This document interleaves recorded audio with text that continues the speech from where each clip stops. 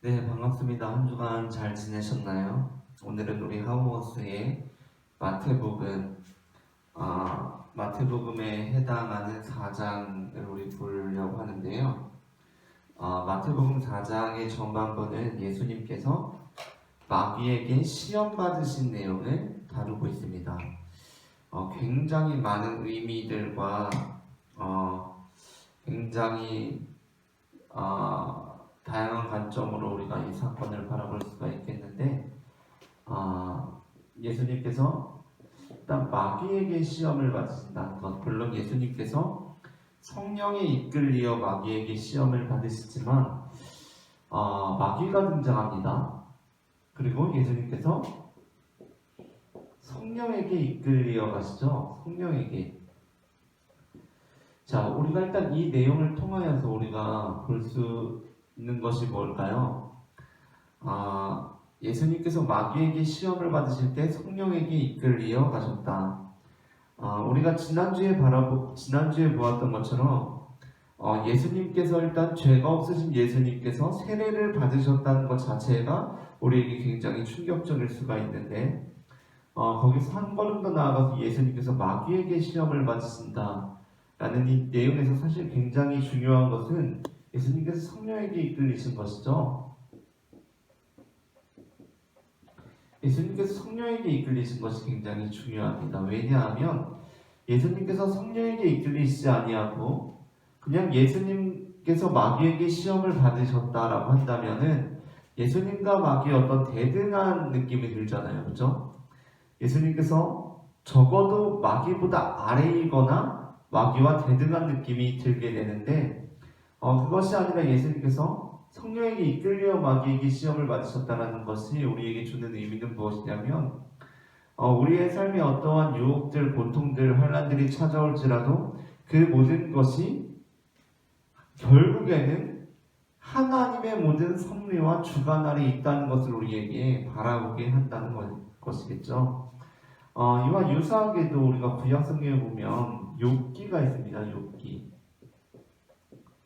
욥기를 보게 되면 욥이라는 사람이 굉장히 큰 인생의 시련을 만나게 되죠. 그의 인생의 평탄한 인생이 갑자기 환란이 찾아오게 됩니다. 그런데 그것에 대해서 성경이 어떻게 기록하고 있는가? 그 모든 것들이 다 물론 마귀,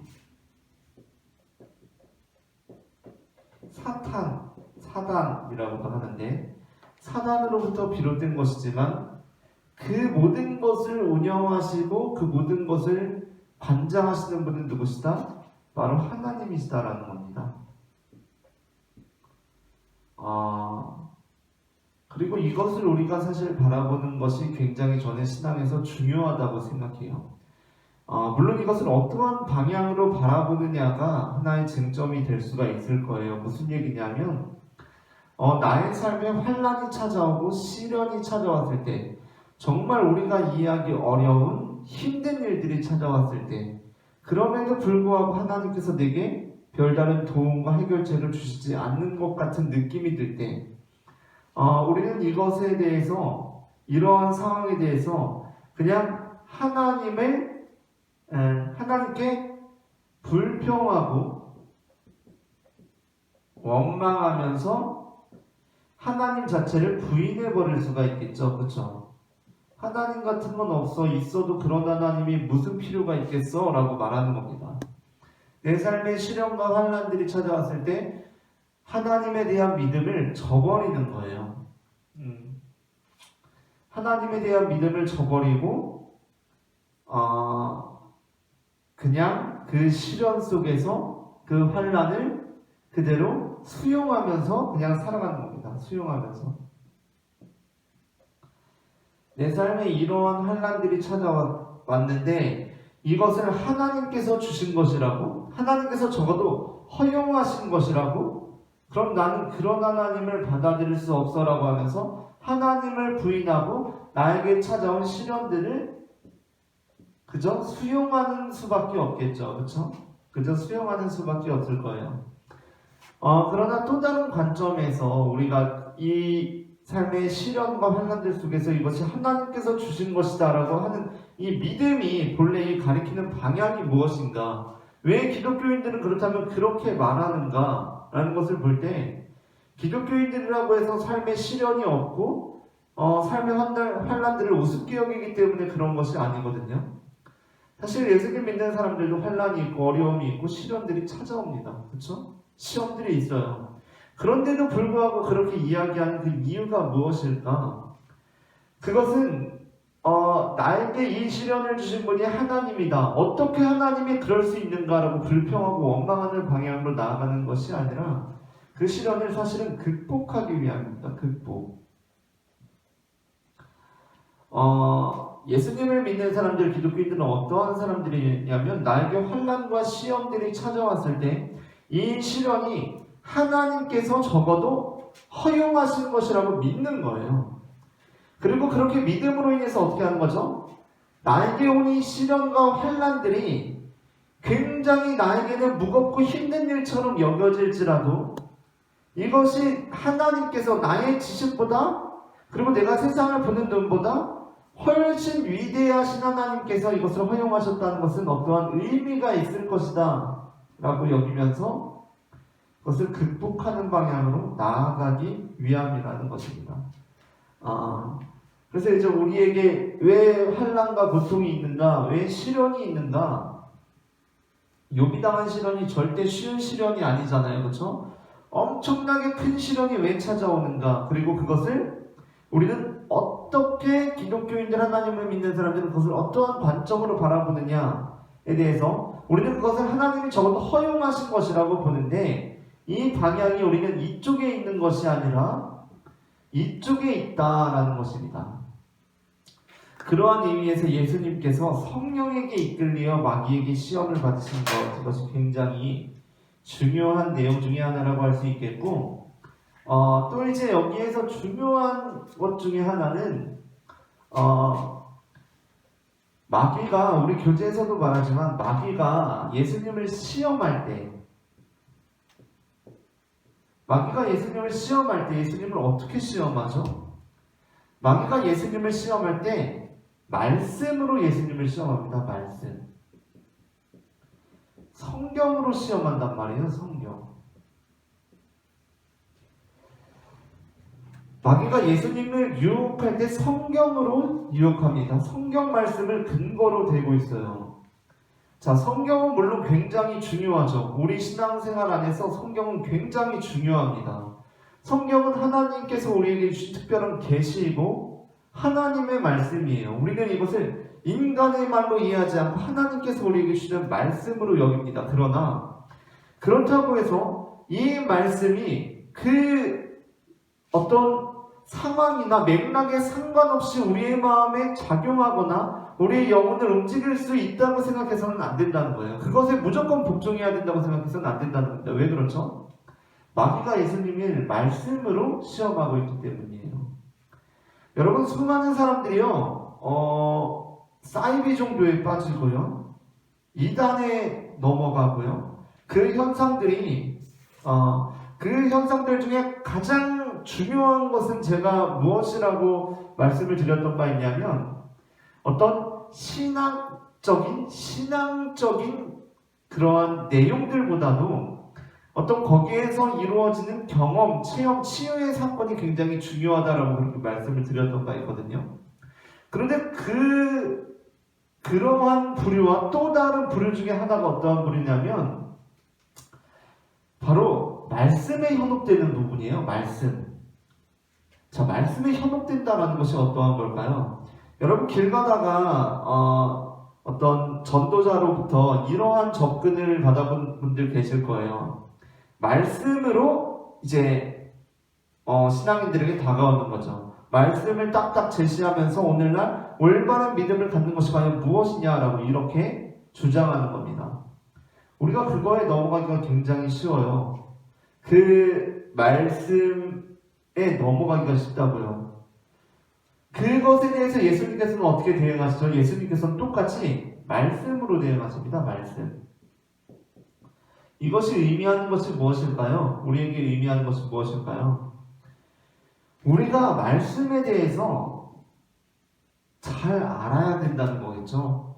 정말 하나님께서 원하시는 것이 무엇일까? 이 상황에서 하나님께서 바라시는 것이 무엇일까를 우리는 알 수 있는 그 분별력이 필요하다는 겁니다. 분별력. 여러분, 우리가 여기에서 오해하지 말아야 될 것은 무엇이냐면, 예수님께서는 분명히 돌을 떡으로 만드시는 정도는 아니지만 사람들을 배불리 먹이시는, 떡으로 사람들을 배불리 먹이시는 일들을 행하셨거든요. 그쵸?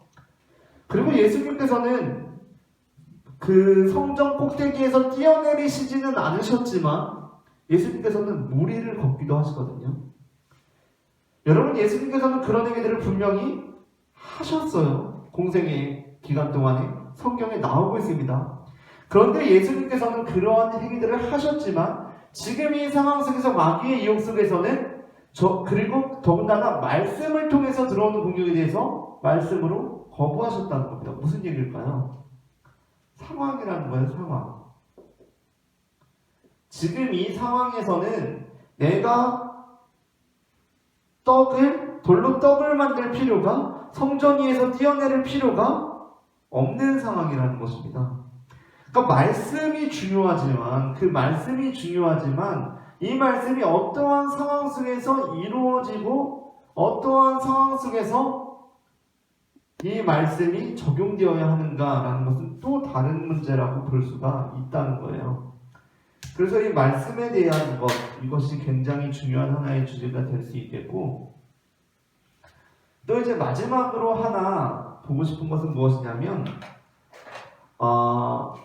우리가 이 예수님께서 마귀에게 시험 받으신 이 사건을 우리가 어떠한 관점에서 봐야 하는가? 예수님께서 마귀에게 시험 받으셨다라는 이 구체적인 세 가지 종류의 시험을 받으신 내용은 마태복음과 누가복음에만 나옵니다. 마태복음과 누가복음에만 나와요. 그렇다고 한다면 이 마태복음과 누가복음에만 나오고 있다면 이 자료는 어디로부터 비롯된 걸까요? 마가복음으로부터 마태와 누가가 자료를 가져왔다고 했어요. 그렇죠? 근데 마가복음에는 이 내용이 없어요. 마가복음에는 이 내용이 없습니다. 그러니까 이 세 가지 시험을 받았다는 구체적인 내용이 없다는 거예요. 그렇다면 이 내용은 어디로부터 왔을까요? Q라는 자료로부터 왔을 것이라고 추정이 되는 겁니다. Q라는 자료는 보통 예수님의 대체로 근데 어록 자료이기 때문에 여기에서 이 내용이 왔다라고 단정 지을 수는 없지만 보통 마가와 누가에 나오는 공통된 내용들을 Q라고 지칭하기 때문에 이렇게 볼 수가 있을 거예요. 그런데 중요한 것은 무엇이냐면 마태와 누가가 이 내용을 동일하게 가지고 오고 있는 것이 아니라 그 순서가 조금 다릅니다. 처음에 떡은 같지만 여기서는 그 다음에 성전 꼭대기가 나오고 그 다음에 산이 나와요. 여기서는 떡이 나오고 그러니까 높은 곳이 나오고 그리고 성전 꼭대기가 나옵니다. 그러니까 여기서는 이제 먹을 것에 대한 것이 같이 이루어지지만 우리가 잘 알고 있는 사탄에게 절해라라는 것이 마태복음에서 맨 마지막에 그리고 누가복음에서는 중간에 나오게 되고 성전에서 뛰어내리는 것이 오히려 누가복음에는 마지막에 나오고 있어요. 이것이 무엇을 의미할까를 우리가 보게 될 때 이제 예수님께서 공생애를 시작하시기 전에 마귀에게 받으신 시험에 대한 내용이 나오는데 이 마귀에게 시험을 받으신 내용은 단순히 사건 자체가 사건 자체로서 기록된 것이라기보다는 예수님의 전체 생애에 대한 어떤 요약본이라고 할 수가 있을 거예요. 그러니까 예수님의 이제 전체 공생애를 시작하시기 전에 예수님의 공생애의 성격이 무엇인지를 우리에게 짧은 메시지를 통해서 보여주고 있는 겁니다. 왜 그러한가? 마태복음 같은 경우는 마태복음의 마지막에 이르러서 예수님께서 산에서 말씀을 하세요. 산에서. 그러니까 산으로 마태복음이 끝납니다. 산을 배경으로. 누가복음 같은 경우는 어디를 배경으로 끝나냐면 예루살렘 성전을 배경으로 제자들이 예루살렘 성전에서 예수님을 찬양하면서 누가복음이 끝나게 돼요. 그러니까 무슨 얘기냐 하면 마태복음과 누가복음에서 지금 이 마귀에게 시험 받으신 사건을 기록하고 있는 것은 예수님의 전체 사역이 어떠한 의미를 가지는가를 우리에게 보여주고 있다는 겁니다. 그렇다고 할 때 지금 이 메시지가 우리에게 주고 있는 것이 뭐죠? 마귀에게 받으신 이 시험이 우리에게 주고 있는 것이 뭐죠? 메시지가? 그게 바로 무엇이냐면 기적에 관한 거예요. 기적. 자, 기적입니다. 마귀는 무엇을 요구하죠? 기적을 요구해요. 기적. 마귀는 기적을 요구하고 있어요. 그런데 예수님께서는 어떻게 하죠? 기적을 거부하고 계시죠. 기적을 거부하고 계십니다. 예수님께서는 기적이 중요한 것이 아니라 우리가 하나님을 어떻게 섬기느냐가 더 중요하다고 보셨기 때문에, 그리고 그것이 곧 예수님의 가르침이었기 때문에 예수님께서는 기적을 거부하세요. 이것이 바로 예수님께서 우리가 예수님을 믿는 사람들로서, 우리 하나님의 자녀들로서 어떻게 살아가야 하는지를 보여준 대목이라고 할 수 있다는 겁니다. 물론 예수님께서는 공생의 기간 동안 수많은 이적들을 행하시죠. 수많은 이적들을 예수님께서는 행하시고 보이십니다. 그런데 그럼에도 불구하고 예수님의 전체 사역에서 기적이 크게 중요한 것은 아니다라고 말하는 이유는 그 무엇일까요? 일단은 그 공생의 과정 중에서 기적들을 다루고 있지만 그 안에서 벌어지고 있는 일, 그 안에서 벌어지고 있는 의미를 우리가 바라보아야 한다라는, 그러한 의미를 바라보아야 한다라는 것이 될 수도 있겠고요. 그리고 또 마지막으로는 예수님께서 십자가에 달리실 때, 이것이 바로 기적이 거부된 대표적인 사건이라는 것입니다. 이것이 바로 기적이 거부된 대표적인 사건이라는 거예요. 예수님께서 십자가에 달리실 때 예수님께서 멸시를 당하시죠. 예수님께서 조롱당하십니다. 네가 정말 하나님의 아들이라면 십자가에서 내려와라 라는 유혹이 들려요. 그때 예수님께서 어떻게 하시죠? 거부하십니다. 그런데 네가 진짜 하나님의 아들이라면 십자가에서 내려와 봐라 라는 이 유혹을 할 때 이 유혹이 굉장히 익숙해요. 왜 그럴까요? 이 말이, 이 예수님께서 십자가에서 조롱받으시고 멸시당하실 때 들린 이 말이 사실 마귀가 예수님을 시험할 때 했던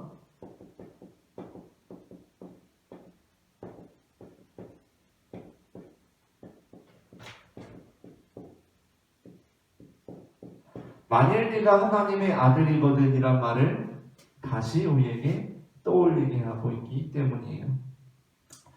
오늘은 이렇게 예수님께서 마귀에게 시험 받으신 내용을 우리가 함께 살펴보았고요. 우리가 이제 다음 주에는 예수님께서 이제 막 공생애를 시작하시는 그 지점, 세례 요한이 잡혀가고 예수님께서 공생애를 시작하시면서 회개하라 천국이 가까이 왔느니라 라는 말씀을 전하시는 그 부분을 4장의 남은 부분들을 함께 보도록 하겠습니다. 오늘은 여기까지 하도록 하겠습니다. 감사합니다.